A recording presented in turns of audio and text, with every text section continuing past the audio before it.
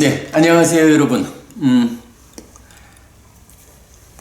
명절이 지나고 이제 새로이 또 음력으로도 새해를 맞아가지고 첫 화요일 불교 입문 1 소유하고자 하는 자를 위한 가르침 읽고 보충하는 수업입니다.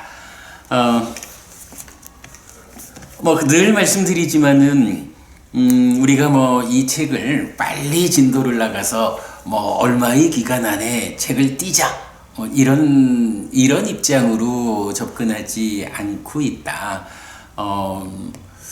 불교 입문이라고 하지만 소유하고자 하는 자, 까마보기라는 원어를 가지죠. 이 소유하고자 하는 보통의 불교 신자들을 위해서 부처님은 어떤 가르침을 주셨을까? 혹자들은 초기 불교는 니까야는 출가자를 깨달음으로 이끄는 높은 가르침이 위주로 되기 때문에 제가자를 위한 가르침이 초기 불교의 니까야에 찾아보기 어렵다. 이런 이야기를 많이 하지요. 얼마 전에도 우리 좀 가까운 교수님 한 분 전화 주셔서 말씀을 나누다가, 그러니까 말이죠, 교수님, 공부하지 않은 사람들이 공부한 티를 내가지고 말이야, 책이 경을 좀 들여다보면 이렇게 제가자를 위한 부처님 가르침이 도처에 깔려있고 많이 발견되구만.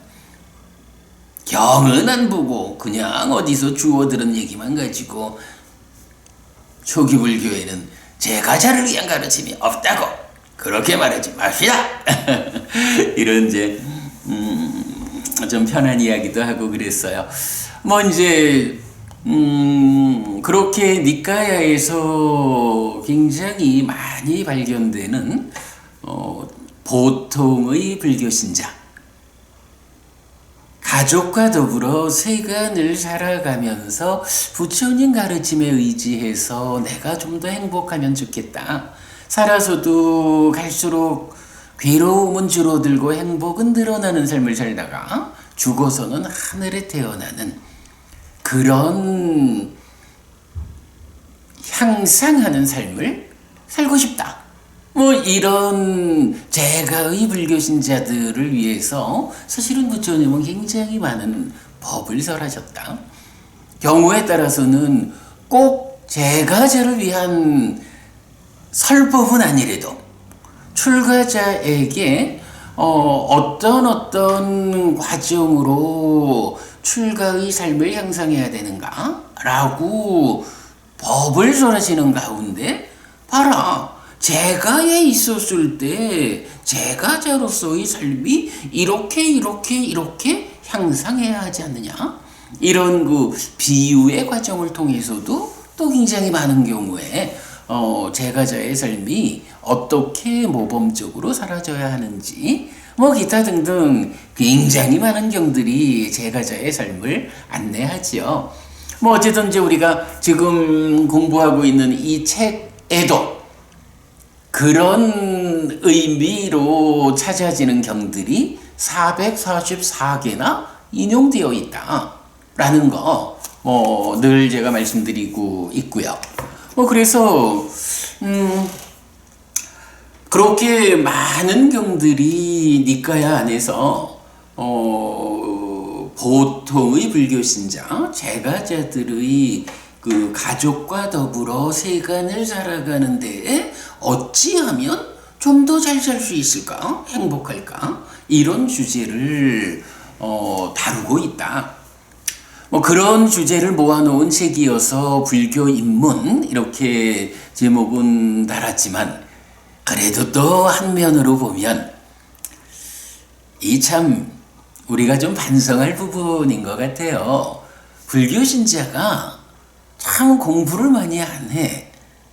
그러다 보니까 각각이 세간에서의 자기 전공에는 아주 높은 해석 능력을 가지고 있는 말하자면 지적 수준이 굉장히 높은 한국 사람들이 경을 만나는 데에서는 그 지적 능력을 잘 발휘하지 못하는 것 같아요.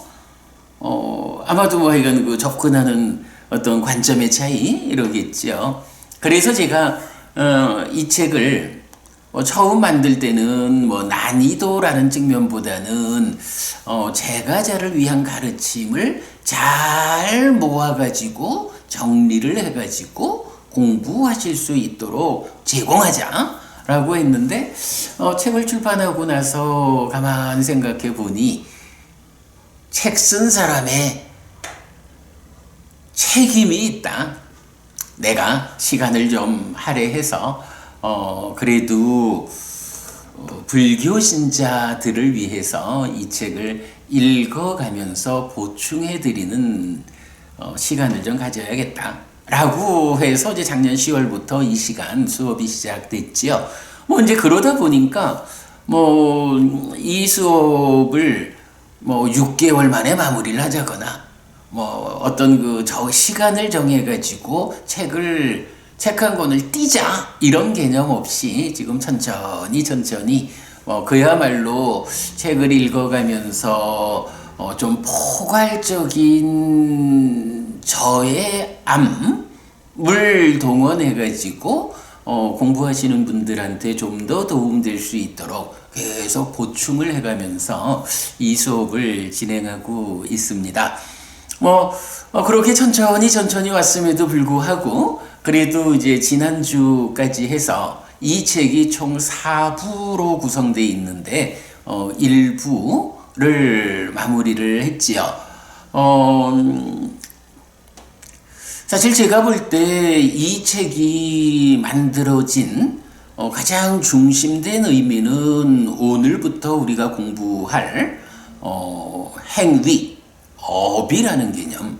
우리가 어떤 삶을 살 것이냐, 어떤 행위, 어떤 업을 통해서 나의 삶을 바꿔갈 것이냐 하는 데 대한 제가 볼 때는 뭐 조금 이따가 한번 제가 좀 충분히 그 개괄을 해드리겠지만 제가 볼 때는 행위라는 거, 업이라는 주제를 가지고 그래도 좀 포괄적으로 업에 대한 이해 위에서 그렇게 어렵지 않게 그 업을 설명하고 그러한 업의 순서에 따라서 내가 어떻게 삶을 바꿔야 할까? 어떻게 내가 지금보다 조금씩 좋아지는 향상하는 삶을 살아야 할까? 라는 주제에 대해서 잘 정리된 내용을 이 책의 2부 업에 대한 개괄이 담고 있다 할 거고요. 그 앞에 일부는 사실 행위에 들어가기 이전에 우리가 소유하고자 하는 자, 보통의 불교 신자다. 출가자 아닌 제가자로서 오늘도 반복해 말씀드리지만 가족과 더불어 세간을 살아가는 가운데 어떻게 하면 내가 좀 더 잘 살아낼 수 있을까? 부처님께서는 나의 스승으로서 어떤 길을 나에게 이끌어 주시는가? 이제 이 부분을 이제 개념적으로 설명하는 시간이 먼저 필요하다 생각이 되어서 지난 4개월 동안 그렇죠? 10월, 11, 12월, 1월 4개월 동안 그 제1부 소유하고자 하는 자라는 주제로 공부를 했어요. 제가 볼 때는 역시 이런 제가 신자, 제가의 불교 신자를 중심에 두고 부처님이 누가 불교 신자냐? 이 불교 신자가 어떠한 기준을 가지고 삶을 살아갈 때 모범적으로 부처님의 신자다라고 말할 수 있고, 그 성과로 삶을 향상할 것인가? 라는 데 대해서 잘 정리되었다고 생각합니다. 하여간 지난 4개월 동안 제가 충분히 읽고 보충하는 과정을 거쳤다, 이렇게 말씀드리고 싶습니다. 자, 그런 연장선상에서 이제 오늘부터는 제2부 행위, 업의 개괄을 공부할 건데요. 이 부분에서는 제가 좀 미리 좀 한 말씀 드리고 가겠습니다. 10월 달에 이 공부 시작하면서도 제가 이 책 불교 입문 1 소유하고자 하는 자를 위한 가르침이 출판되는 과정에 원주 해피선언에서 작년에 함께 공부를 진행한 저의 속가 동생 두 사람, 김은희, 김동섭, 이 두 사람이 저와 함께 매주 이 시간이네요. 매주 화요일 저녁 7시부터 2시간 시간을 내서 저와 함께 법회를 해줬기 때문에 그 두 명의 우리 동생들을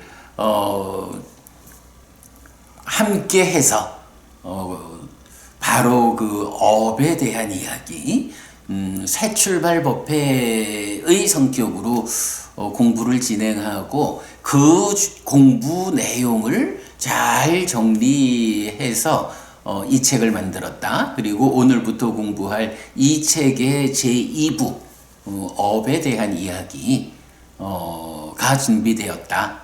그래서 시작하면서도 제가 저희 석가에 있는 저의 두 동생들에게 고마운 마음을 표했는데, 오늘 다시 한번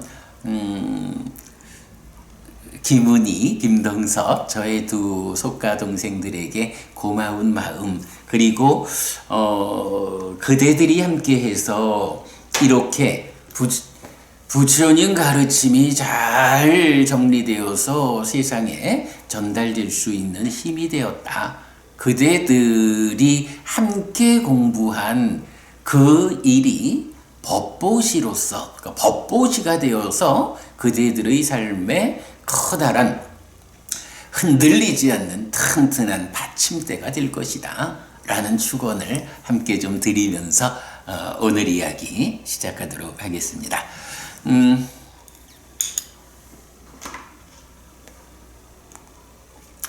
참고로 저희 홈페이지요, 니까야.kr에 가시면 방금 말씀드린 원주선언에서 저희 두 명의 속가 동생들과 함께 공부한 그 공부 내용이 불교 입문 새 출발 법회 2020 이렇게 찾아가시면 잘 그 수업복으로 요약돼 있고 동영상도 있습니다. 오늘부터 우리가 공부할 내용입니다만은 또 이렇게 두 사람을 앞에 놓고 제가 칠판에 글을 써가면서 강의한 내용도 여러분 좀 참고하시면 도움이 되겠다라고 안내 말씀드립니다. 네, 자, 오늘 제2부 행위 업의 개괄을 시작하겠습니다. 제2부가 시작됩니다. 제2부는 첫 번째 주제를 불교, 한마디로 말하면 행위입니다 라고 시작을 합니다. 그런데 이제 제가 오늘은 그 수업을 준비하는 가운데 가만 보니까 행위를 개괄하는 한 부분이 제2부이기 때문에 지금 불교 한마디로 말하면 행위입니다 라는 이 주제를 바로 읽고 제가 설명해 드리는 것보다는 이 그 제2부가 어떻게 구성되어 있는지 하는 부분을 오늘은 좀 먼저 그 어의 개괄이 어떤 순서를 가지고 쓰여져 있는지 그걸 먼저 좀 간략히 소개해 드리는 것이 도움이 될 것 같아요. 자, 그래서 책의 26페이지에 이 책에 차례가 있거든요. 차례 중에 제2부 행위 업의 개괄을 제가 좀 쭉 좀 순서대로 업의 개괄은 이러이러한 주제들로 전개가 됩니다 라고 설명을 하면서 그 업에 대한 포괄적인 설명, 행위라는 거, 업이라는 것을 이런 관점에서 우리가 접근해야 되겠구나 라는 이런 좀 포괄적인 이야기를 오늘은 말씀드리도록 그래야 하겠습니다. 자, 교재 가지고 계신 분들은 26쪽입니다. 자, 그래서 151쪽의 제2부 행위 업의 개괄로 시작되는데 여기서는 이제 그러니까 라틴 숫자로 그 단락을 지었어요. 그러니까 라틴 단락 1번 불교 한마디로 말하면 행위입니다 라고 하면서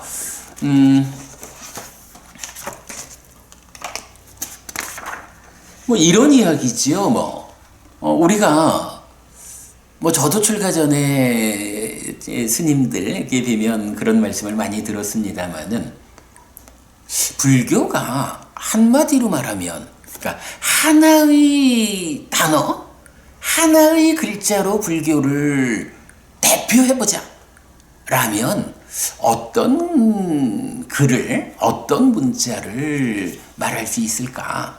이제 이런 주제를 업에 대한 이야기의 시작에서 제가 질문을 해보는 거예요. 자, 보통 이제 어떠세요? 불교 하나의 문자로, 하나의 단어로 대표해 봅시다. 이러면 제일 많이 나오는 게 일체유심주 아닙니까? 과거에 어른 스님들도 불교 뭐니 해도 마음심자 하나요. 이런 말들을 많이 하신 거로 보면 불교 한마디로 말하면 마음이지 이렇게 이제 많은 분들이 말을 해요. 그런가 하면 또 많은 분들은 하지만 불교가 깨달음이라고 하는 깨달을 각자죠. 깨달음이라고 하는 개념을 배제하고 불교를 말할 수는 없지 않습니까? 이런 분도 많죠. 그런가 하면 그렇지만 우리가 왜 불교 신자가 됩니까? 깨닫는다고 하면 깨달아서 뭐 하자는 겁니까? 이제 이렇게 접근하면 불교가 행복이라는 개념을 배제하고는 의미가 없습니다. 이렇게 말하죠. 그런가 하면 그 행복이라는 것이 그냥 내가 행복하고 싶어요 이러면 행복해질까? 그렇지 않지요. 행복을 가져오는 바른 방법이 필요하죠.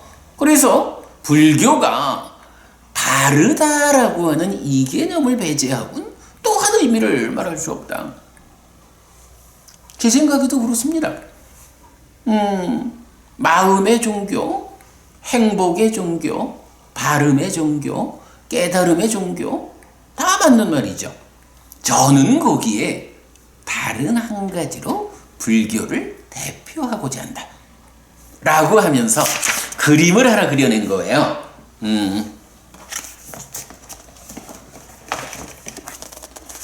요런 그림을 제가 그렸거든요.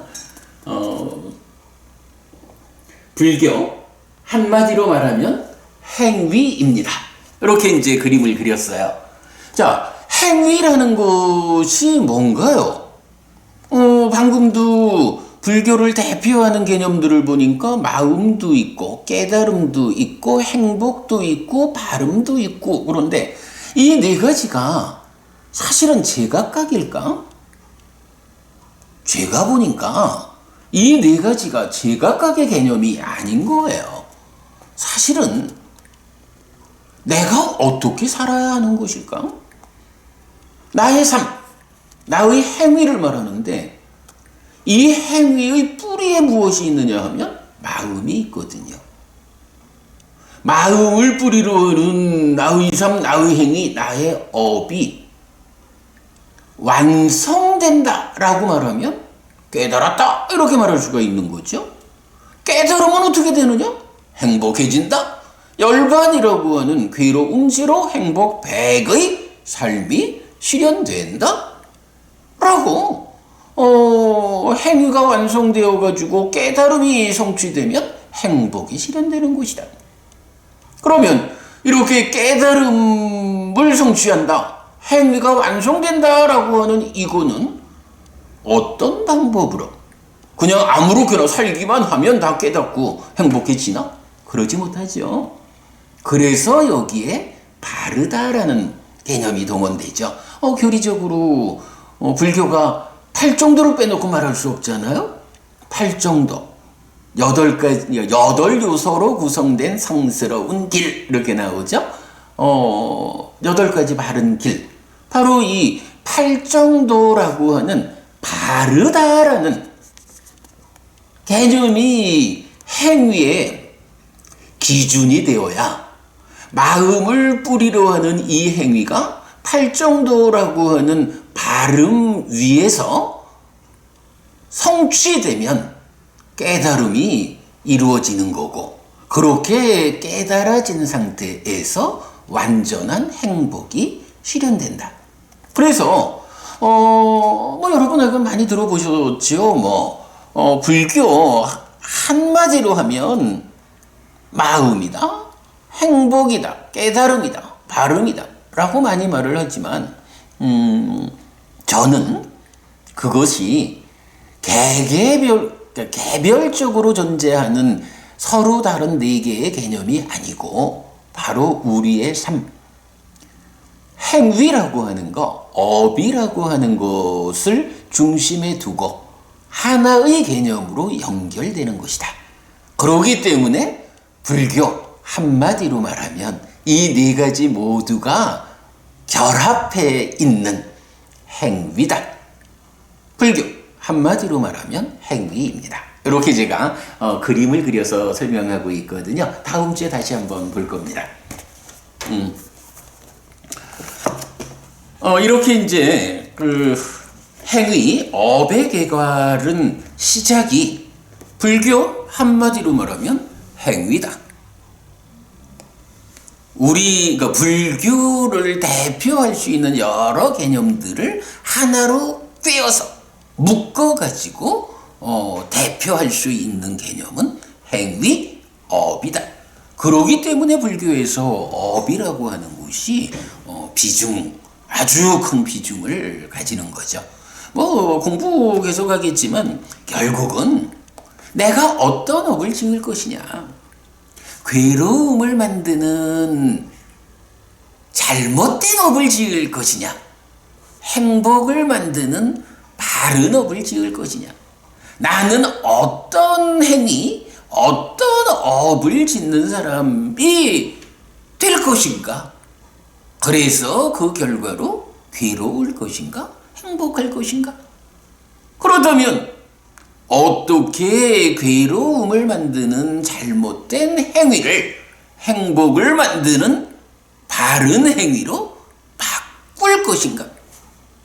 여러분, 이게 불교예요. 이게 불교예요. 올바른 행위를 지시하고, 이때 올바른 행위라는 것은 행복을 결과 맺는 행위. 중생이라는 우리가 잘 모르고 바르게 실천하지 못해서 그런 행복을 만드는 바른 행위를 살아내지 못하기 때문에 부처님께서 첫째로 알아라, 이것이 바른 행위다, 이런 행위가 행복을 만든다. 그리고 둘째로 그런 행위를 그대 스스로 실천해라.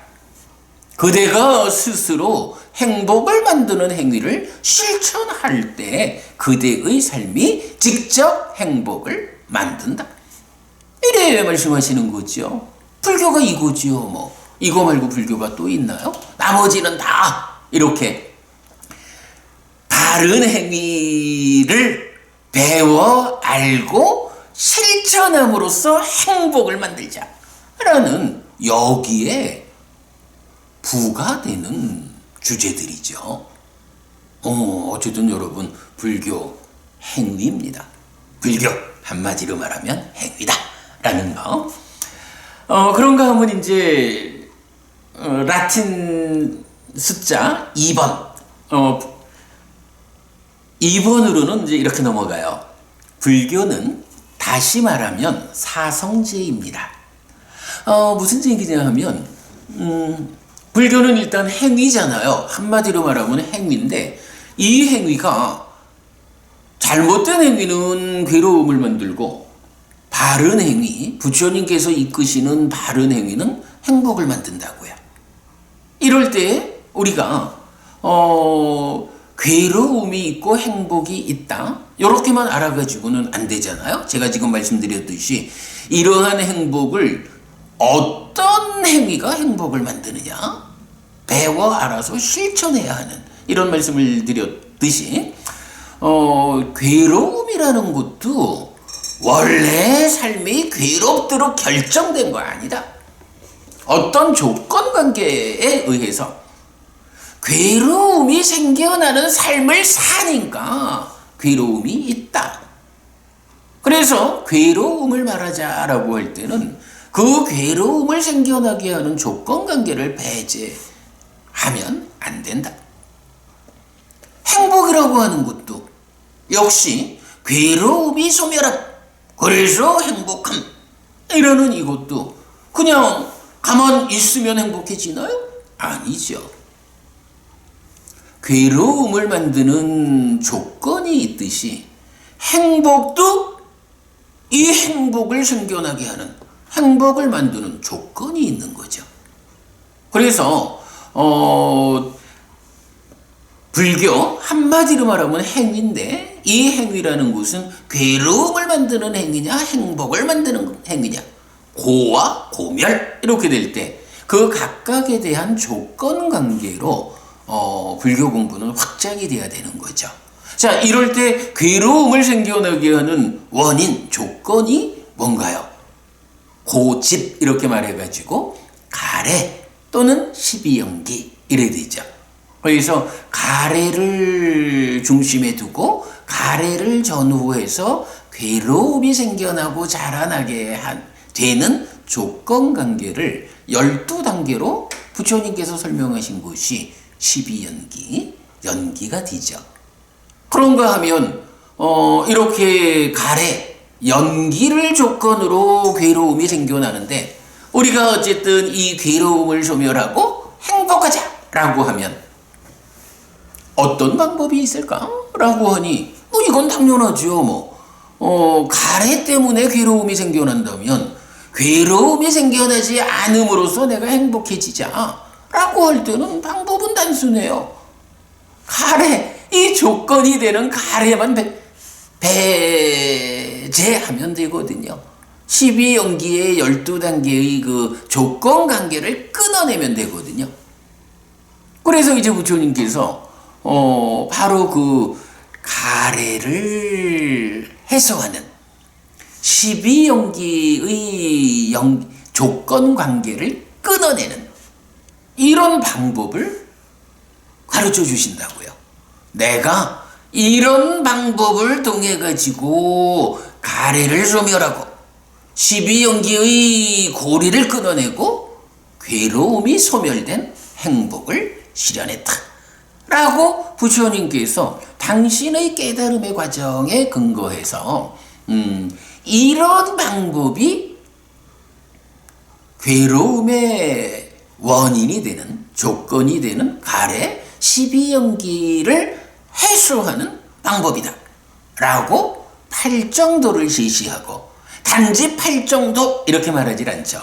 팔정도의 실천 이렇게 팔정도를 실천하는 것이 직접적인 조건이 되어가지고 가래를 부수고 12용기의 조건관계를 끊어서 해소하고 괴로움이 생겨나지 못하도록 만드는, 그래서 괴로움이 소멸, 고멸이라고 하는 행복이 만들어지는 이런 관계를 부처님이 설명하죠. 그래서 기본적으로 불교 한마디로 말하면 행위다. 왜 행위냐? 행위가 괴로움을 만들 것이냐 행복을 만들 것이냐, 이 측면에서 고와 고멸이라고 하는 하나의 명제가 성립이 되면 이 고와 고멸에 대한 각각의 조건관계를 제시하면 고집, 고멸, 고멸도, 이렇게 네 가지 개념으로 확장이 되잖아요. 이렇게 확장된 것을 이제 부처님은 뭐라고 하셔요?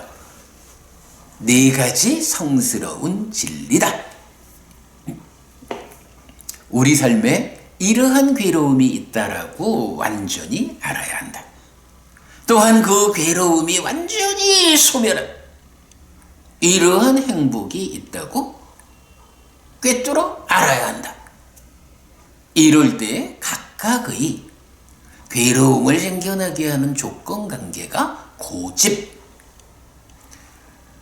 고멸, 행복을 실현하는 조건관계가 고멸도라고 해서 고집, 고멸, 고멸도라고 하는 사성제가 성립하거든요. 불교 안에 사성제가 유일하게 진리라는 이름으로 나타나거든요. 물론 이제 이 사성제 안에 포함되는 고집, 고멸, 고멸도, 그러니까 12연기 8정도, 이 부분도 다 진리 안에 포함되는 각각의 진리죠. 이렇게 불교 안에 유일한 진리, 사성제라는 개념이 성립하는 거예요. 그렇기 때문에 첫 단락에서 불교 한마디로 말하면 행위입니다 라고 했지만, 이것이 한 단계 확장되면 불교는 다시 말하면 사성제입니다. 이렇게 확장해서 말할 수가 있는 거죠. 그래가지고 이제 앞으로 진행해 나가면서 보여드리겠지만 계속 사성제도 그림으로 그려내고, 또 사성제가 삼법인하고는 어떻게 연결되는가라는 부분 다 그림으로 그려서 보여드리고 있죠. 네, 그렇게 이어가겠고요. 자, 그러면 이제 이렇게 불교 한마디로 말하면 행위다, 다시 말하면 사성제다, 이렇게 되었는데, 이제 이러한 불교가 조금 더 이제 상세한 설명이 전개가 되죠. 자, 그래서 세 번째 단락은 가르침의 토대라고 서술을 했어요. 가르침의 토대, 무슨 말일까? 라고 보면, 제가 오늘도 이제 계속 그 말씀을 하죠. 불교 한마디로 말하면 행위다 라고 하는데, 이 행위라는 것이 마음을 뿌리로 하고, 행위가 완성되면 깨달았다라고 하고, 그 깨달음에 의해서 행복이 실현된다. 그런데 이것이 어떻게 준비하는 것이 행위가 완성되는 것이냐 라고 할 때 바로 바르다라는 개념이 함께 나오잖아요. 그래서 마음을 뿌리로 하는 이 행위가 팔정도라는 바름, 기준 위에서 완성되면 깨달았다라고 말하고, 그때 열반이라고 하는 완전한 행복이 실현된다, 이래 되잖아요. 그러니까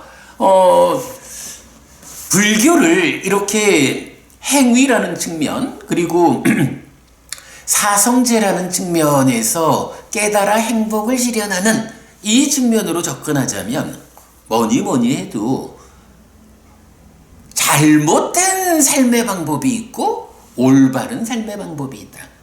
올바른 삶의 방법, 삶에 대한 바른 시각을 가지고 깨달음으로 행복으로 이끌리는 올바른 실천을 내가 할 때 그것이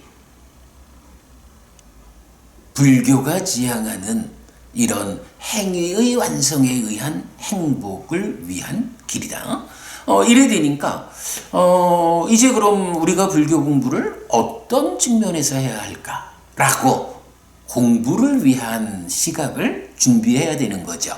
그럴 때 이제 뭐가 필요해요? 잘못된 거. 잘못된 길로 들어서면 삶이 향상하지 못해요. 깨달음은 뭐 자취하고라도 당장 이 한 몸으로 한평생 살아가는 일조차도 버겁게 되죠.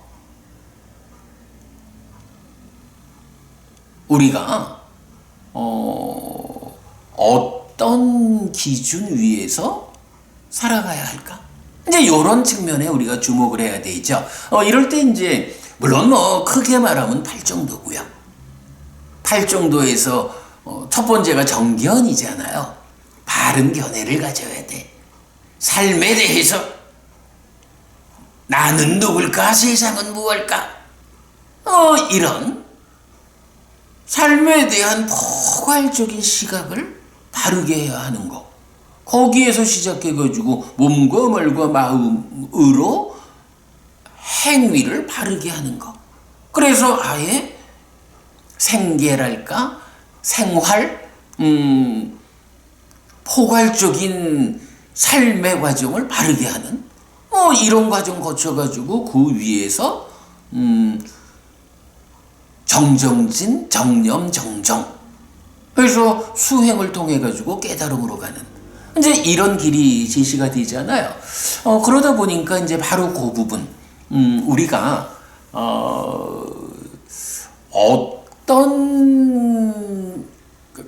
그러니까 부처님께서 우리에게 이끄는 바른 길이라는 것이 어떤 기준을 가지는가.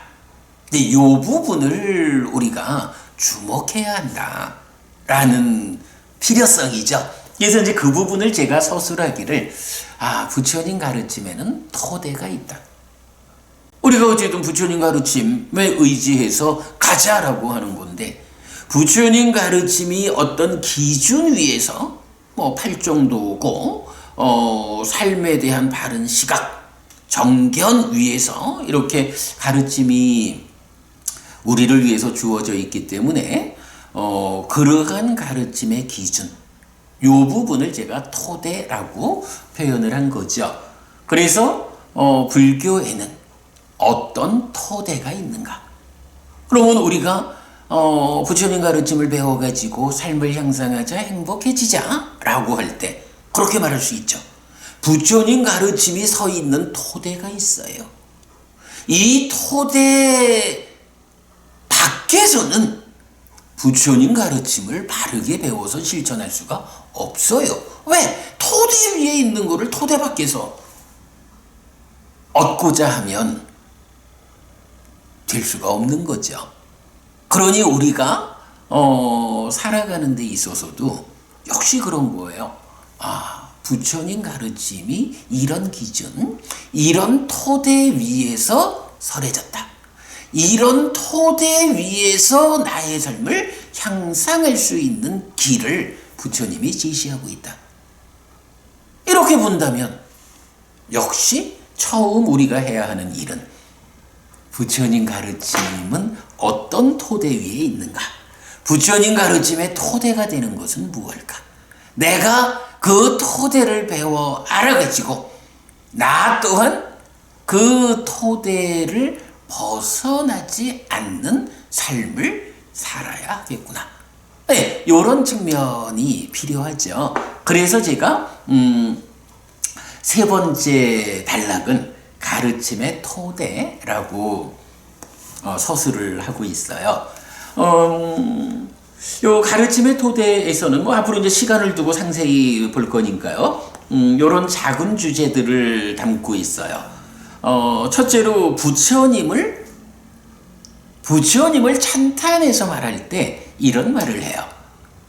사문 걷다마는 말이죠. 그는 누구냐? 라고 하면 업을 말하는 자고 결실 있음을 말하는 자예요. 이렇게 부처님을 찬탄하는 문구가 경에 제법 나타나요. 깜마와디, 끼리야와디라고 해서 깜마, 업이죠. 와디, 말하는 자, 말하는 사람. 끼리야, 요 끼리야라고 하는 게 아주 중요한 개념인데, 그냥 행위 이렇게 이제 해석해야 할 때도 있지만, 그러나 이제 보편적으로는 결실이 있다. 농사를 지으면, 여러분 농사를 지으면 아무래도 수확을 해야 되잖아요. 다양한 조건들이 결합해가지고 풍작이 되면 수확이 클 거고, 다양한 조건들이 결합 상태가 나빠가지고 열매가 제대로 맺어지지 않으면 흉작이라 할 거고, 그러나 어쨌든 풍년이 들어가지고 풍작해가지고 많은 성과를 거두든, 그러니까 큰 결실을 수확을 하든, 아니면 흉작이 돼가지고 아주 작은 수확밖에 못하든, 심지어는 여러분 요즘은 여러 가지 조건 때문에 배추밭을 그냥 갈아엎기도 하잖아요. 그러나 어쨌든 배추밭을 갈아엎다라고 해서 수확이 없는 건가요? 수확을 하는 거예요. 그 수확 상태가 제로인 거죠. 아니면 그렇죠. 그게 제로죠. 들어간 원가가 있는데 수확이 제로니까 적자가 되는 거죠. 이제 이런 식으로 봐도 되겠죠. 이렇게 농사를 지으면 풍작이든 흉작이든 결실이 있다, 수확을 해야 한다. 이제 이런 측면에서 농사는 결실이 있기 마련이다. 이제 이런 개념을 끼리야라는 말로 경은 나타내고 있어요. 그래서 이제 그 부분을 결실 있음 이렇게 해석을 했죠. 그래서 제법 여러 경에서 특히 이제 외도들이 부처님을 이렇게 사문고따마 그분은 참 훌륭한 분입니다. 그분을 뵙는 거는 좋은 일이죠. 이렇게 부처님을 찬탄해 말할 때 바로 요 표현 깜마와디, 끼리야와디라고 해서 부처님은 업을 말하는 자, 결실 있음을 말하는 자다. 근데 요게 바로 부처님 가르침의 토대다. 자, 앞에서 봤지만 불교 한마디로 말하면 뭐라고요? 행위잖아요. 그죠? 한마디로 말하면 불교는 행위고, 이것을 확장하면 사성제라는 진리가 되잖아요. 그러니까 결국은 부처님은 오직 내가 어떤 삶을 살아내느냐, 어떤 행위를 하느냐, 어떤 업을 짓느냐, 이 업에 의해서 바르게 알지 못해서 잘못된 업을 지어가지고 괴로움을 만들든지, 잘 배워서 바른 업을 지어서 행복을 만들든지, 어쨌든 삶이라고 하는 것은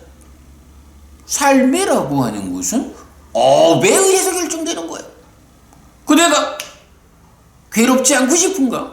행복하고 싶은가? 그렇다면 다른 데서 답을 찾지 마시오. 그대 스스로 그대의 행위, 그대의 업을 돌아보시오. 그대의 행위에 잘못됨이 있었다면 그 잘못됨 때문에 결과되는 이 괴로움 겪어내야 하고, 이제 더 이상은 괴로움을 만드는 잘못된 행위를 내가 살지 않으리라. 부처님, 어떻게 하면 행복을 만드는 바른 업을 제가 실천할 수 있습니까? 방법을 알려주십시오. 라고 부처님한테 배워 아는 거죠. 그래서 지금부터는 행복을 만드는 바른 업을, 바른 행위를 함으로써 행복을 만드는, 이게 부처님 가르침이죠. 그게 바로 뭔가요? 업을 설하는 자다. 그리고 이러한 업에는, 이런 업은 괴로움이라는 결실을 만들고 이런 업은 행복이라는 결실을 만든다. 그러므로 업에는 이렇게 업에 상당하는 결실이 생기는 거기 때문에 행복하고 싶어요, 괴롭기 싫어요 라고 누가 좀 나를 행복하게 해주면 하고 기도하는, 소원하는 이런 방법으로 되는 거 아닙니다. 그대가 정말로 행복하고자 한다면 행복의 결실을 가져오는 바른 행위를 하십시오. 이렇게 말하는 게 부처님, 보통 이제 사문고따마 이렇게 이제 경에는 나오죠. 사문고따마는 업을 설하는 자, 결실 있음을 설하는 자요, 이렇게 말하는 거죠.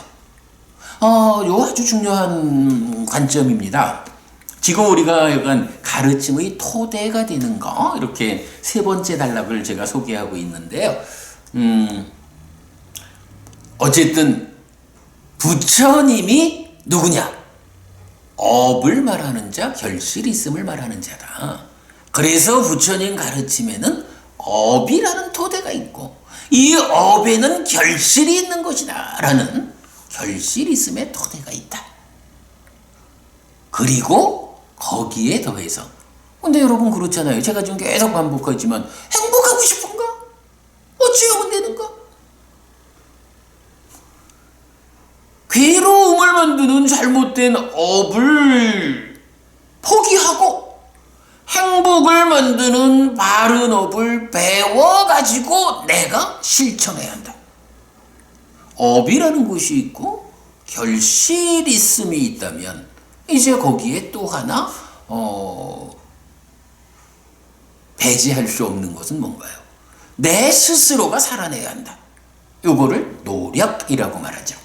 그래서 부처님은 업을 말하는 자고 결실 있음을 말하는 자다.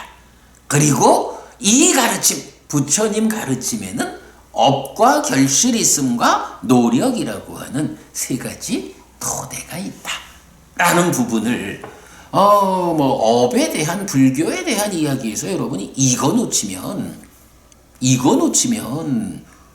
부처님 따라가지 못한다, 이렇게 봐야 되는 정말로 가르침의 토대가 되는 이야기죠. 그래서 이제 요 가르침의 토대, 여기에서는 이제 불교의 대척점에 있는 거. 그러니까 부처님 당시에 이제 뭐 인도의 또 그 외도의 스승들이 뭐 육사외도 이렇게 해서 이제 많이들 있잖아요. 그 중에 각각이 자기들대로의 어떤 주장을 하는데, 특히 마칼리 고살라라고 하는 외도의 스승이 있어요.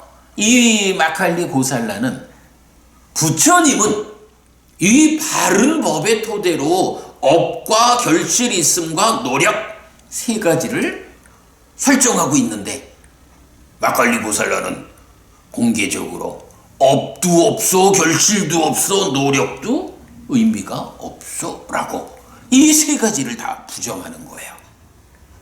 그래서 아연 앞으로 보시겠지만 부처님은 이 마칼리 고살라야말로 최악의 인간이다 라고 이래 볼 때 여러분, 우리 또 이런 관심도 가질 수 있어요. 불교가 이런 종교라면 불교에 정반대되는 가르침, 정반대되는 교리, 종교는 무엇일까? 라는 이런 부분도 우리가 좀 볼 수 있는데, 그래서 불교의 대척점에 있는 거라고 제가 서술을 해서 마칼리 고살라의 주장 함께 소개하고 있어요. 제가 볼 때는 아주 그 가르침의 토대, 여러분 정말 놓치지 마세요. 업과 결실 있음과 노력이라고 하는 이 세 가지, 이건 꼭 기억하셔야 한다 라고 말씀드리고, 그러니까 앞으로 자세히 말씀드리겠고요. 자, 그 다음에 이제 네 번째 단락은 가장 원초적인 바른 견해 해서 디가니까야 23번 빠야시경을 제가 소개하고 있어요.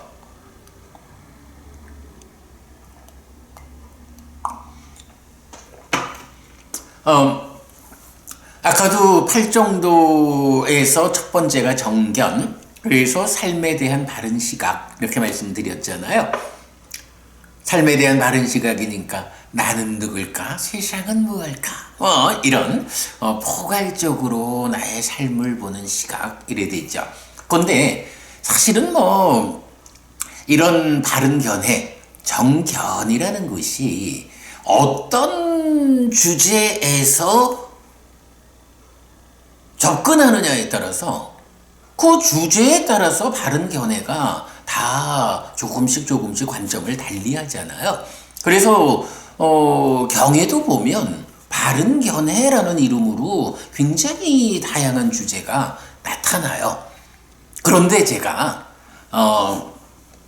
그 중에 가장 원초적인 바른 견해라고,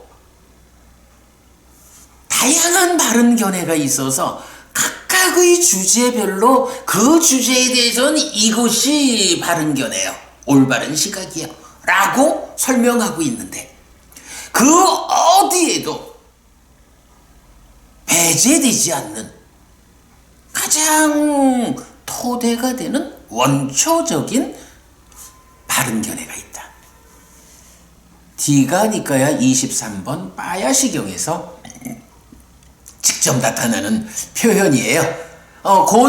그게 이제 뭐냐 하면 세 가지로 나타나는데, 첫째가 저 세상은 있다. 둘째, 화생하는 중생은 있다. 셋째, 업에는 과와 보가 따른다 라는 거거든요.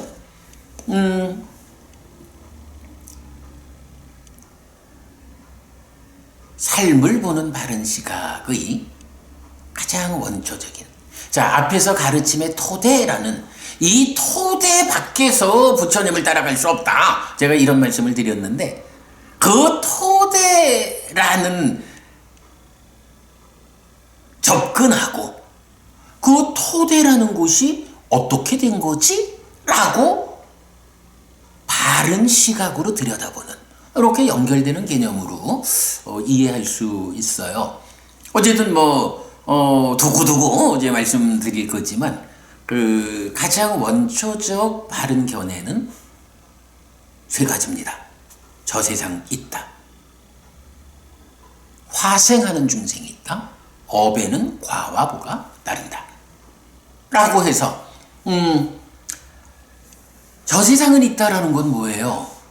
죽으면 또 태어난다는 거잖아요. 윤회한다는 거잖아요. 제가 여러분 가끔씩 굉장히 강한 어조로 한국 불교가 지금 단멸론자들한테 지나치게 잠식되어 가지고 아주 위험하다. 정말 한국 불교의 가장 심각한 문제는 단멸론자들이 지나치게 한국 불교를 잠식하고 있는 것이다, 이렇게 말하는데, 바로 이런 데서도 명확히 드러나는 거예요.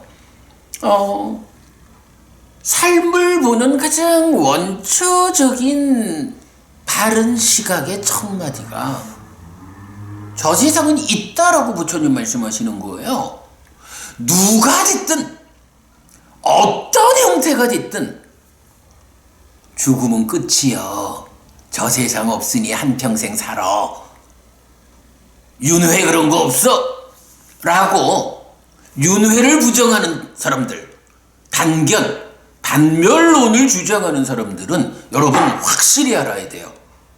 부처님 가르침의 토대 밖에 있는 사람이다. 부처님 가르침 안에는 부처님이 첫마디로 그대의 삶을 바르게 보아야 한다. 바르게 보는 첫 번째가 무엇이냐? 저 세상은 있다.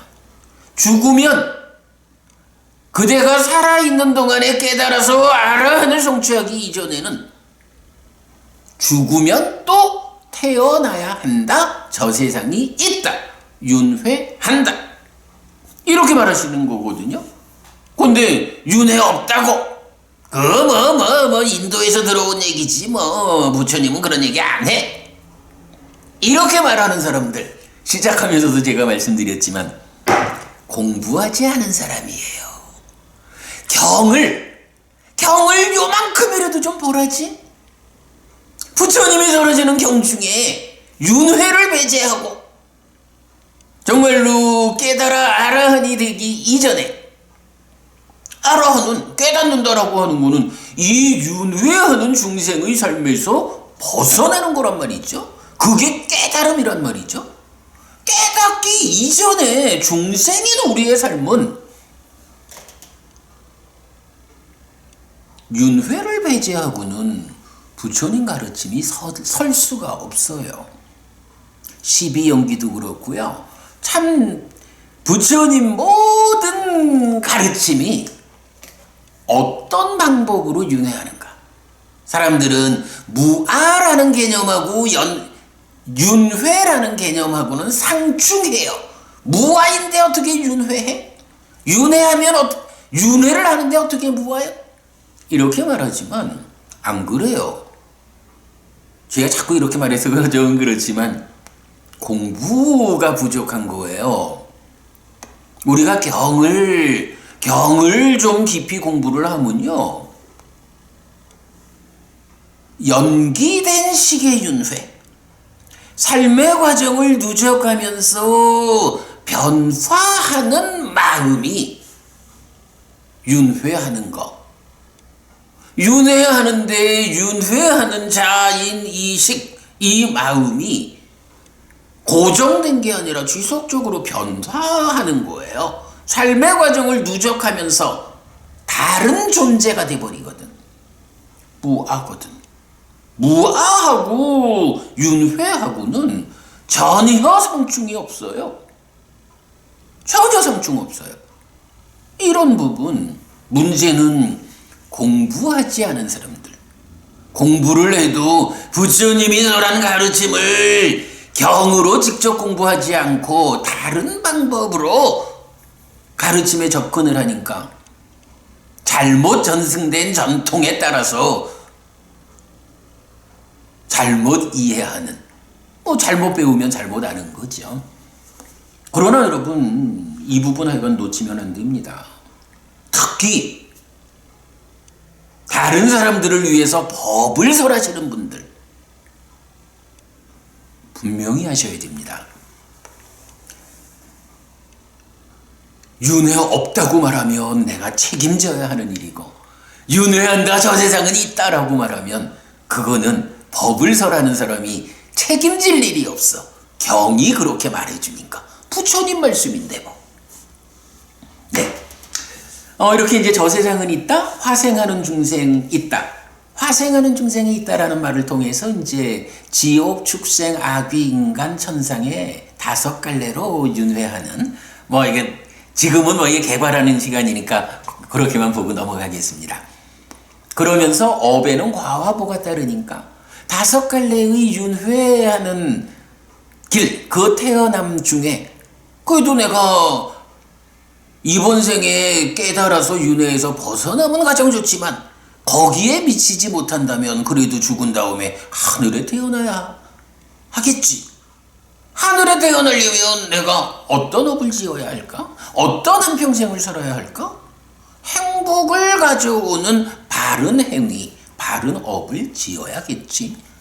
어떤 것이 바른 업일까? 이런 부분들을 쭉 설명하는 것이 업에는 과와 보가 따른다. 예, 이런 내용이거든요. 그리고 이제 이 자리에서 불교와 육사외도의 비교, 이래서 부처님 당시에 이제 인도에 있었던 외도 스승들, 그들은 어떤 주장을 하는가 하는 것도 비교하고 있고요. 재밌어요. 육사외도 해가지고 많이 이제 연구가 돼 있는데, 가만 보면 니카야를 좀 자세히 들여다보면, 현재의 연구가, 육사외도에 대한 연구도 이런 점에서 오류가 있다. 경을 잘못 읽었다. 이제 이런 부분도 좀 볼 수 있고 그래요. 뒤에 보기로 하고요. 자, 그런가 하면 이제 5번째 단락은 시하 장군의 선택 이렇게 이름을 붙였어요. 시하 장군의 선택 이 부분은 뭐냐 하면 이제 뭐 뒤에 우리가 공부하겠지만 보시라고 하는 공덕행위 있잖아요. 보시, 제시, 법시, 무회시 뭐 하여간 3가지 형태의 보시를 남을 위해서 베푸는 거잖아요. 이렇게 베풀면 좋은 일이 있단 말이죠. 왜? 보시라는 것은 공덕행의 토대가 되는 거기 때문에 보시라는 이 행위가 공덕을 만드는 토대가 돼요. 그러니까 아이고 보시하면 그것을 토대로 공덕이 복이 만들어지는 거요 라고 하니 좋죠. 시하라고 하는 장군이 원래는 니간타라고 하는 외도의 제자였는데 부처님한테 질문을 하죠. 보시를 하면 눈에 보이는 결실이 있습니까? 눈에 보이는 결실을 그대께서는 말씀하실 수 있습니까? 라고 할 때 부처님이 보시를 하면 이러이러한 눈에 보이는 결실이 있다. 그리고 또 한 가지 보시를 하면 몸이 무너져 죽은 뒤 하늘에 태어난다. 이래 말씀을 하시거든요. 그때 이제 시하라고 하는 이 장군이 영향력이 큰 사람이죠. 그렇게 말하는 거예요. 부처님이 말씀하시는 눈에 보이는 결실은 제가 직접 확인할 수가 있습니다. 그런데 부처님이 말씀하시는 몸이 무너져 죽은 뒤에 하늘에 태어난다라는 것은 내가 확인할 수가 없습니다. 그래서 부처님 저는 부처님에 대한 믿음에 의해서 참으로 보시를 하면 살아있는 동안 이러이러한 눈에 보이는 결실이 있고 거기에 더해서 몸이 묻어져 죽으면 하늘에 태어난다라고 하는 이러한 보시의 또 하나의 결실을 부처님께서 알려주시는 대로 저는 받아들이고 그렇게 믿겠습니다. 이제 나는 보시의 주인으로서 보시를 합니다. 나는 보시의 주인으로서 보시를 합니다. 보시의 주인이다 보니 부처님이 말씀하시는 그러한 눈에 보이는 결실들은 다 저도 모르고 있었지만 부처님이 알려주시니까 그렇구나 이런 것이 보시의 결실이구나 라고 직접 보아 알고 그 외에 죽어서 하늘에 태어난다라는 것은 죽어봐야 죽는다고 하나? 태어나고 말지. 뭐 이런 일이니까 확인할 수가 없잖아요. 그 부분에 대해서는 보통의 인간의 눈으로 확인할 수 없는 이런 주제들에 대해서는 부처님의 말씀을 받아들인다. 부처님은 완전한 깨달음에 의해서 완전한 가르침을 설하는 스승이시다. 부처님은 거짓이 없다. 내가 직접 확인할 수 없는 주제는 누구의 가르침을 따를 것인가? 당연히 최고의 스승, 삶을 완성한 최고의 스승 부처님을 따르는 것이 내가 할 수 있는 최선의 선택이다. 이런 개념이 되는 거죠.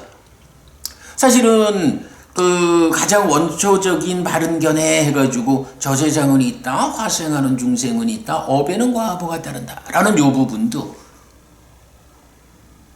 이 주제가 되는 거예요. 저세상이 있는지 우리가 모르잖아요. 그런데 저세상이 있는지 없는지 그게 확정되지 않고는 내가 사는 방법이 결정되지 않잖아요. 저세상이 없다라고 결정되면 죽은 뒤 신경 쓸 게 뭐 있나? 한평생 살아있는 동안만 어쨌든 내가 잘 먹고 잘 살면 되지. 그러나 저세상이 있다라고 하면 어떻게 사는 게 잘 사는 걸까? 살아서도 갈수록 괴로움은 줄어들고 행복은 늘어나는 그리고도 죽은 다음엔 하늘에 태어나는, 이렇게 사는 것이 잘 사는 거구나. 그렇다면 이렇게 살아서도 행복하고 죽어서 하늘에 태어나는 그렇게 잘 사는 방법은 무엇일까? 이걸 부처님한테 물어보는 거잖아요. 저 세상에 있다라고 하는 이 주제는 인간의 눈으로 확인이 안 되는 거예요. 평범한 삶에서는. 그러니까 그런 부분에 대해서 어떤 사람들은 죽음은 끝이요, 윤회 없어, 이런 스승의 말씀을 받아들여가지고 한평생을 사는 거고, 우리 같은 사람들은 어때요? 저 세상은 있다라고 확정적으로 말씀하는 부처님 가르침을 이것이 참이다 라는 믿음으로 받아들여가지고, 나는 지금 이 몸으로의 삶도 더 좋아져야 되겠고, 죽은 다음 저 세상에서는 더욱 좋아져야 되겠다, 하늘에 태어나야겠다, 이 두 가지를 다 충족해주는 바른 삶은 무엇일까? 이런 부분을 부처님한테 배우는 게 불교 신자잖아요. 근데 사실은 그게 어렵질 않아요. 부처님이 알려주는 살아서도 행복하고 죽어서 하늘에 태어나는 방법이, 첫째가 보시죠. 둘째가 오계를 지니는 거라고요. 그리고 셋째가 수행, 이래야 되는데, 또 좀 업의 측면에서 말하면 10악업과 10선업, 이렇게 구분을 해주죠. 이런 이야기가 여러분 우리 교재 뒷면에 열반으로 나아가는 인생항로, 이렇게 그림을 그려드렸잖아요. 마음이라는 배에 보시라는 돛을 올리고 오개의 바람을 맞아서 출발하면, 시리 옷다빠, 뒤에 공부할 겁니다. 시리 옷다빠로 방향타를 삼고 5가지 기능으로 노를 저어가지고 열반으로 나아가는. 그러나 이 뒤에 부분은 좀 덮어두고라도 일단 기본적으로 마음이라는 배에 보시의 돛을 올리고 오개의 바람을 맞아 출발하기만 해도 부처님은 그러한 출발이 그대의 삶을 어디로 이끄느냐, 살아서 행복하고 죽은 다음에는 색계 무색계 높은 하늘까지 연결하지는 못해도 욕계의 6하늘. 여러분 우리 이 욕계 세상에도 하늘이 있는 건 아시죠? 우리가 죽으면 인간보다 높은 하늘 세상이 사왕천, 33천, 야마천, 도솔천, 화락천, 타화자재천이라고 하는 6가지 하늘이 있다고요. 이 하늘 세상에 태어나면 그 세상의 행복의 정도와 삶의 수명이 경에서는 그렇지요. 왕으로 태어나 그대를 인간 세상의 왕으로 살게 해준다면 갈까? 미쳤어, 거길 가게? 인간의 왕이 누리는 행복이라고 하는 거, 하늘 세상의 발톱에 때만큼 된다는 이런 행복한 삶을 욕계의 6하늘로 제시해 부처님이 알려주시는데, 그 욕계 6하늘에 태어나는 힘이 무엇냐라고 하니 바로 보시로서 마음에 돛을 올리고 오계를 지닌 삶이라는, 오계라는 바람을 맞아서 바로 그 욕계의 6하늘로 출발을 하는 거거든요.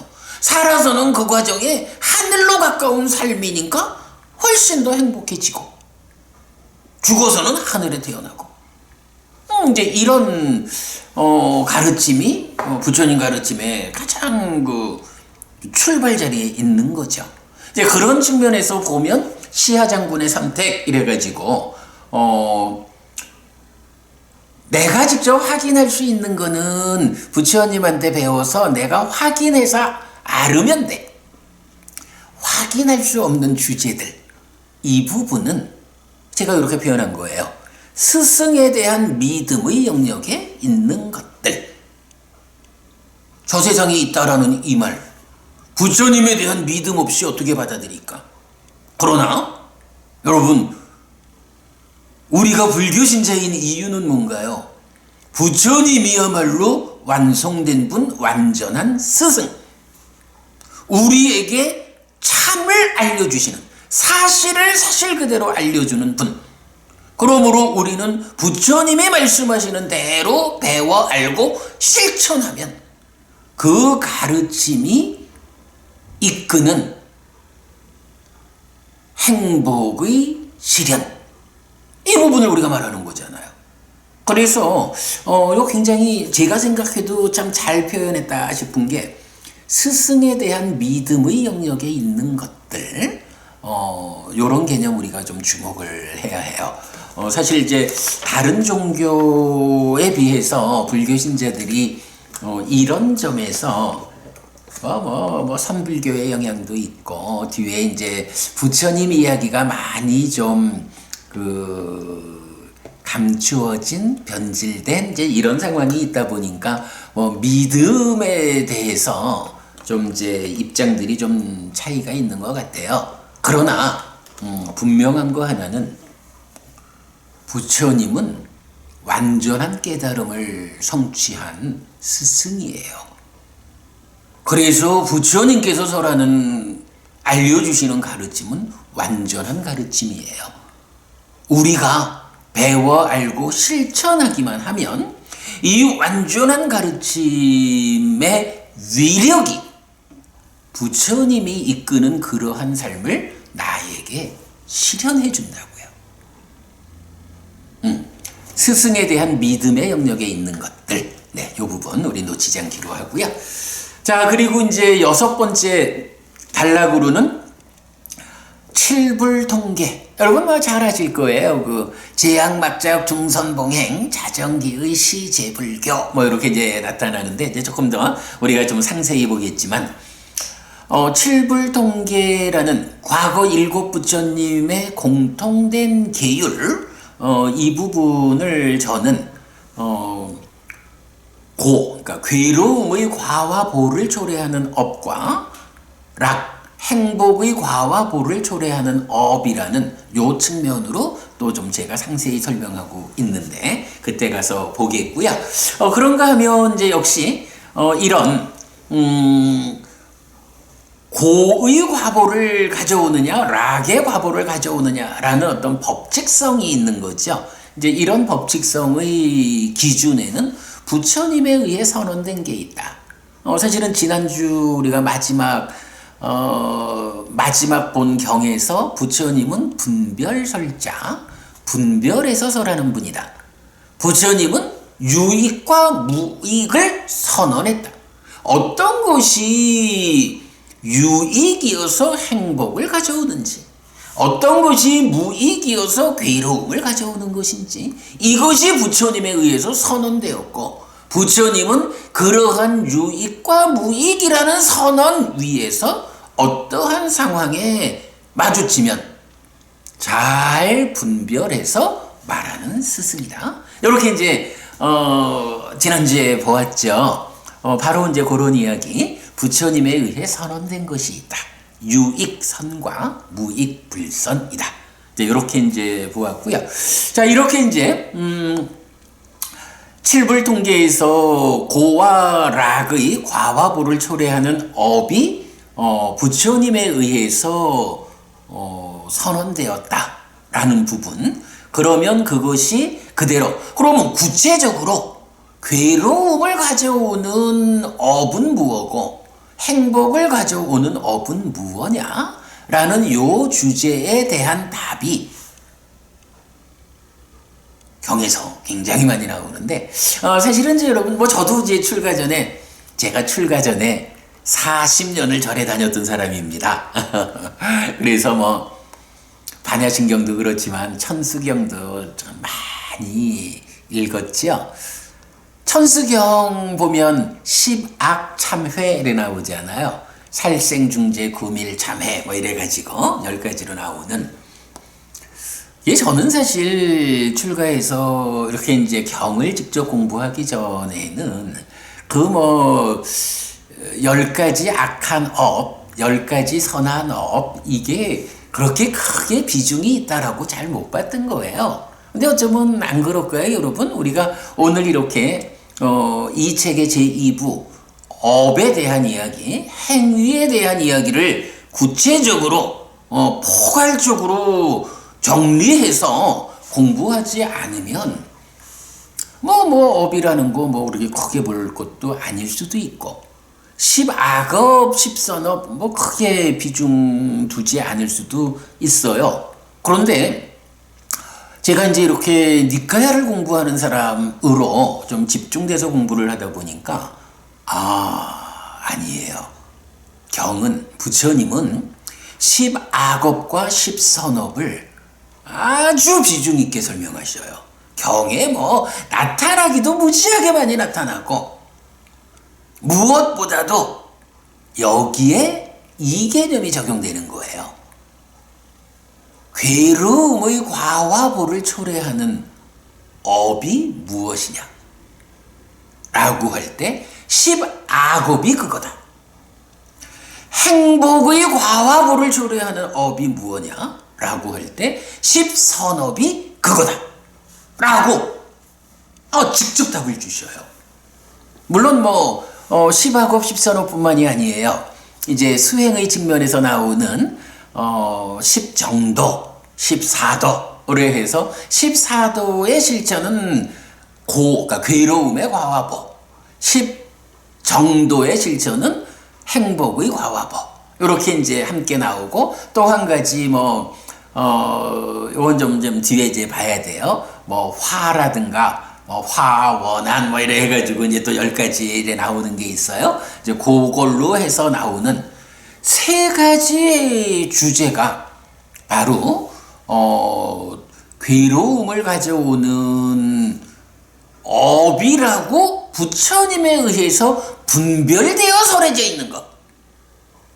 이 3가지는 괴로움을 가져오는 거니까 그대들이 행하면 안 되는 것이요 라고 우리의 분별이 아니에요. 부처님의 번뇌 영향이 없는 깨달은 분이 바르게 분별해서 우리한테 기준을 주는 것. 그 기준이 바로 십악업은 과와보, 괴로움의 과와보를 가져온다. 십선업은 행복의 과와보를 가져온다. 이 부분이거든요. 그래서 이게 아주 굉장히 비중이 있고, 저도 지금 이제 교재 이 책에서 보면 십업에 대한 이야기가 187쪽에서 시작해가지고 대략 230페이지까지가 이 십업에 대한 상세한 설명 이렇게 들어가거든요. 그러니까 이게 얼마인가요? 40페이지가 넘는 거죠. 십업을 중심으로 설해진 공부가 40페이지가 넘는 분량으로 제가 지금 정리를 하고 있거든요. 아마 여러분이 이런 교재 잘못 보셨을 거예요. 이 책이 정말 여러분 바른 신행의 길잡이가 되는 책입니다. 그러니까 공부 이렇게 함께 하시는 게 필요하고요. 이렇게 이제 그 십악업과 십선업에 대해서 이제 소분류로 십선업은 무엇고 십악업은 무엇냐라는 것이 경에 의해서 상세하게 정의가 돼요. 보통 이제 살생중재금일자매 이래 말하면 십악업의 첫째인 살생의 업이잖아요. 살생의 업이란 무엇이냐라는 게 경이 정의해줘요. 살생, 투도, 사음, 망어, 양설, 악구, 기억, 간탐, 진해, 사견, 이 10가지 악한 업이 구체적으로 이런 것이다라고 정의가 되고 있어요. 십선업 역시 정의가 되죠. 이렇게 정의가 된 위에서 앙구타라 니카야 열의 모음의 17번째 품부터 22번째 품까지 60개의 경이 이 십악업, 십선업 이 주제를 60개의 경이 그대로 각각의 다른 측면을 설명해 주고 있어요. 이런 부분 보면 정말 와 싶지요. 정말 감탄이 절로 나오는 정말로 십악업 십선업 이렇게 비중 있는 교리구나 라는 거 알게 되고요. 자, 그런가 하면 이제 이어가지고 오늘도 제가 계속 그 말씀 드리잖아요. 우리가 중생이라고 하는 이 낮은 삶에 있다 보니까 중생의 삶이 요구하는 대로 이끄는 대로 십악업의 측면에 치우친 부분, 치우친 삶을 살죠. 그런데 이제 배워보니 이러한 십악업은 괴로움을 만드는구나. 나는 이거 버리겠다. 행복을 만드는 십선업을 선택해서 지어야겠다 라고 마음을 먹으면, 역시 중요한 거는 마음 먹는다고 생각한다고 해서 실천이 되지는 않죠. 어떻게 십악업을 십선업으로 바꿀 것인가, 요 부분이 또 필요하단 말이죠. 제가 여러분 공부 좀 곧잘 했나 봐요. 이 주제가 정리가 됩니다. 이게 정말 중요한 주제입니다. 그래서 일곱 번째 단락이 십업의 구조와 업의 개선 이래가지고 십업이라는 것이 어떤 식으로 분석이 되는가. 그러면 그 분석 하에서 각각이 어떤 방법으로 십악업을 버리고 십선업으로 우리 삶이 돌아가는가.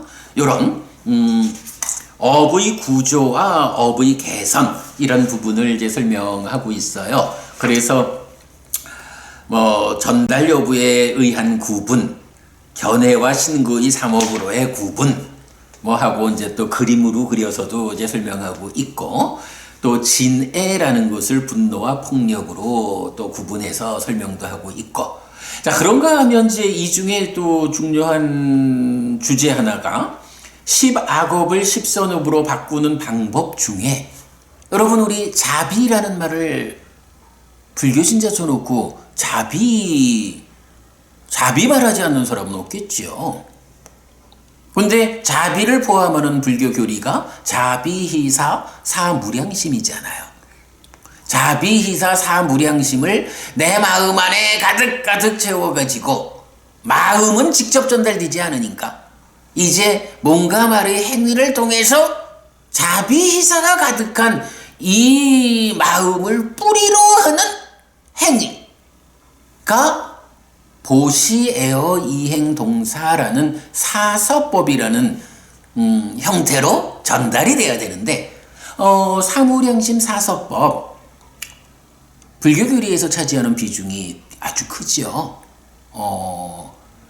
수행 또는 삶에 대한 깊은 이해가 나 자신의 내적 영역에 대한 해석이라면, 다른 존재들과의 관계라는 측면을 대표하는 교리가 사무량심 사서법이죠. 요 사무량심 사서법에 대해서 십악업을 십선업으로 바꾸는 방법이라는 단락으로 묶어가지고 아주 상세히 설명하고 있는데, 아마도 자비희사 사무량심에 대해서 요렇게 요약된 책을 찾아볼 수 없을 거예요.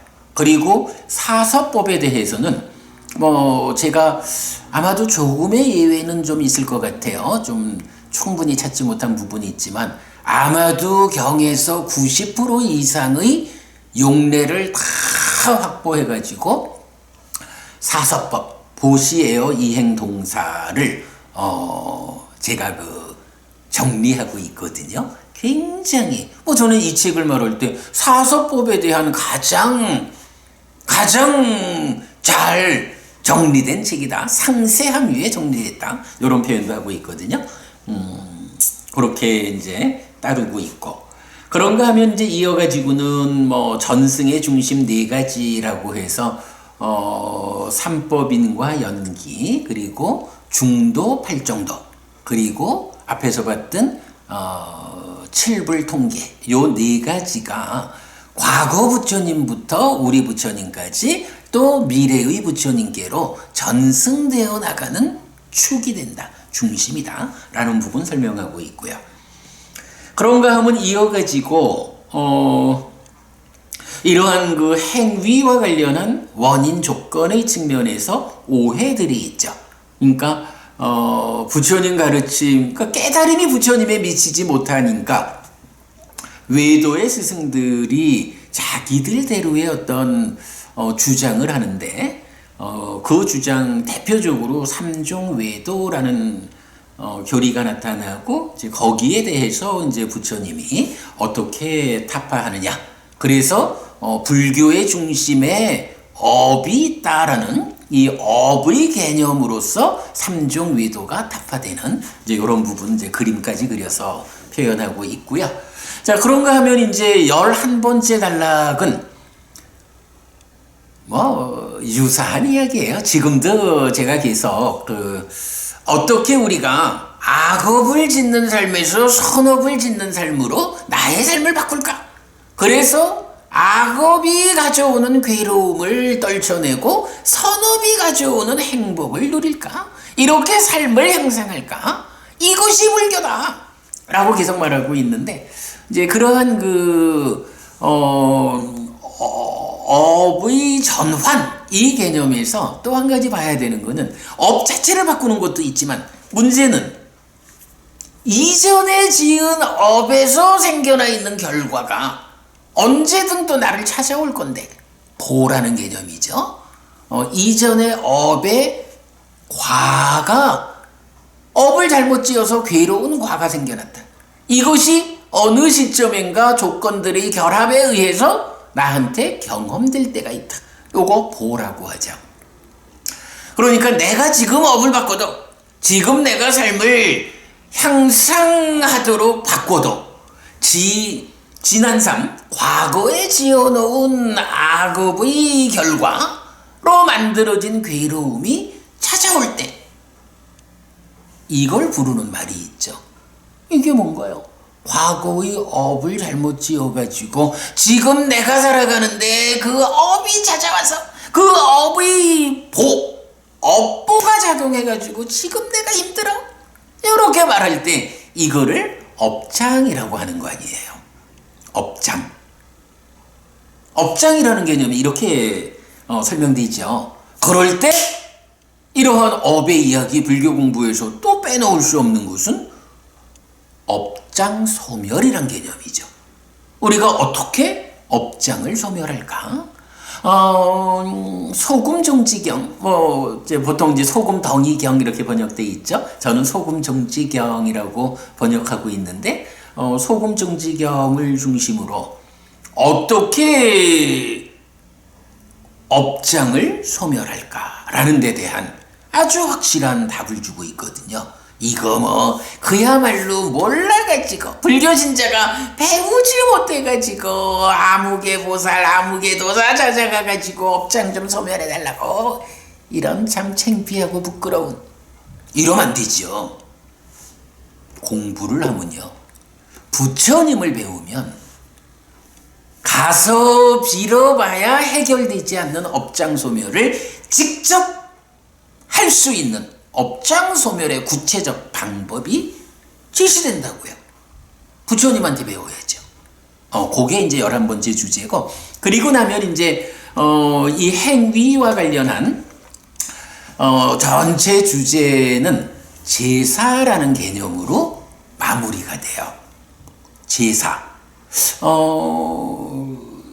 제사라고 하면 엊그저께가 설이었으니까 또 코로나 때문에 잘들 못 모이셨겠지만 그래도 명절이면 모여서 차례도 지내고 제사도 지내고 하는데 이런 이제 한국 사회에서 전통적으로 관행적으로 지내는 제사하고는 또 좀 차이가 있겠죠.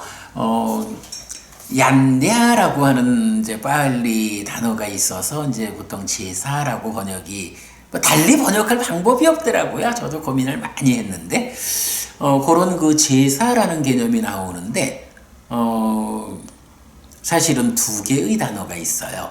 그래서 얀냐라는 단어를 제사라고 번역하고 샀다라는 단어를 조상제사라고 이렇게 구분을 했어요. 그래가지고 얀냐 제사라는 것은 이제 기본이 우리에게 오랫동안 이익과 행복을 가져오는 행위. 제사 지낸다. 이제 우리가 뒤에 공부할 겁니다. 제사 지낸다라는 말이 원래 인도에서 어떻게 쓰였는가?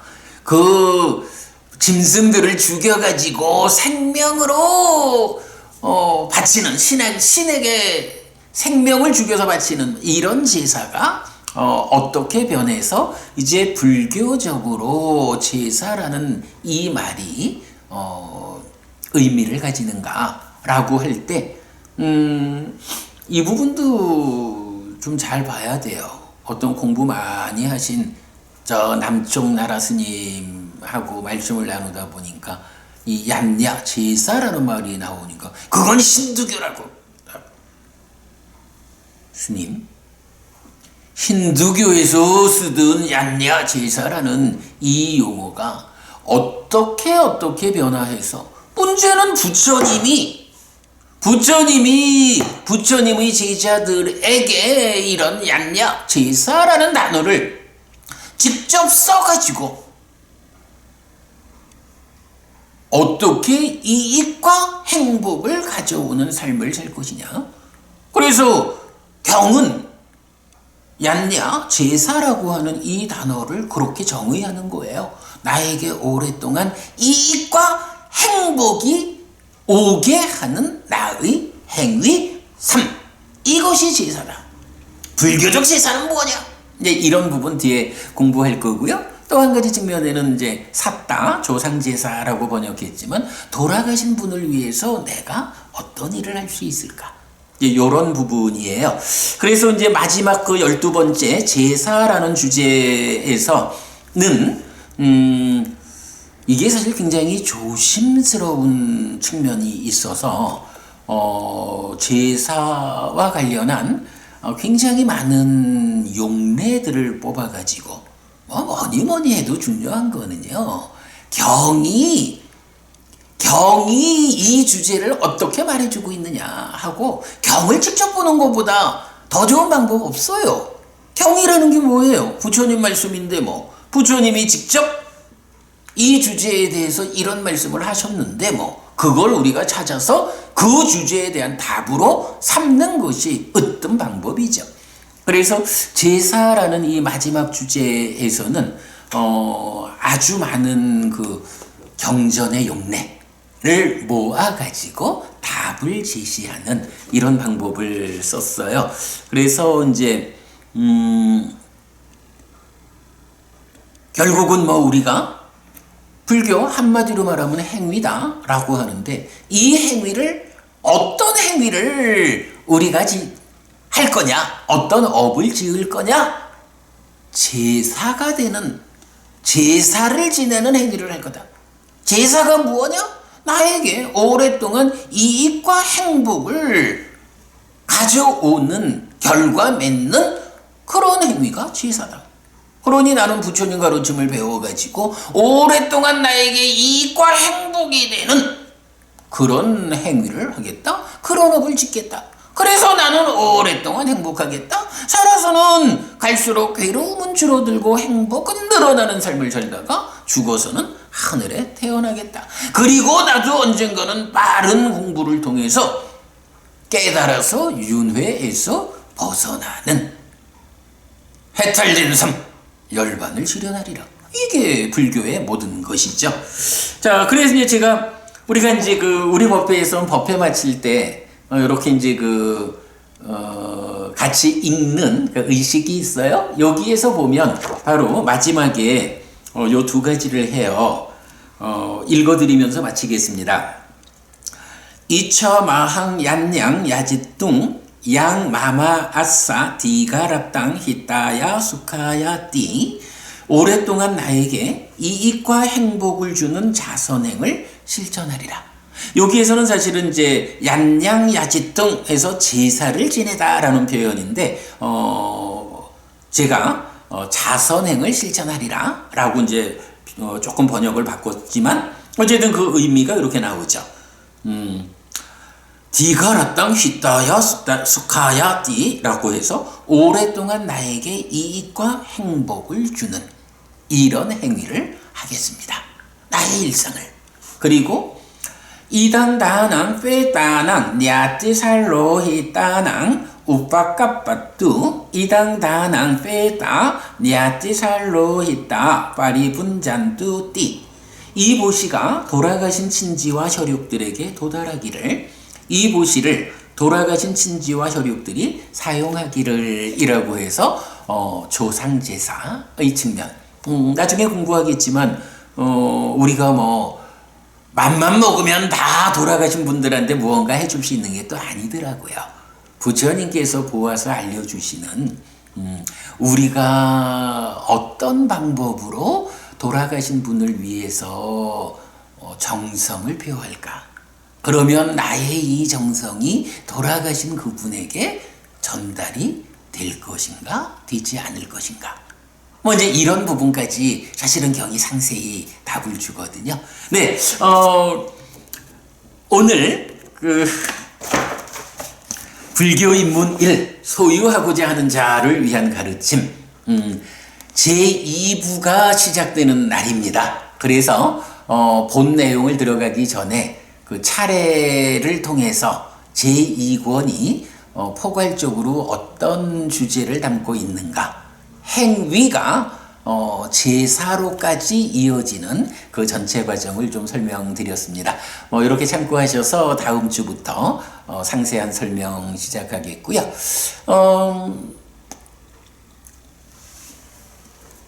또 말씀드리겠습니다. 이 수업은 이 책을 가지고 공부하는 시간이기 때문에 책이 필요합니다. 니카야.kr 오시면 안내되어 있으니까 책을 저희한테 이제 구매하실 수 있도록 안내되어 있고, 구매를 해주셔도 고맙고, 아니면, 해피스님한테 선물 받고 싶다 라고 하면 연락 주시면 제가 책을 무료로 선물도 해드립니다. 그러니까 되도록 그 책을 좀 확보를 하셔가지고 화요일 저녁 7시 이 시간 저와 함께 공부하시면 좋겠습니다. 네, 오늘 공부 이렇게 마치겠습니다. 아이고, 시간이 또 9분이나 초과를 했네. 여러분 그럼 편안히 계시고요. 다음 주 화요일 다시 뵙겠습니다. 감사합니다.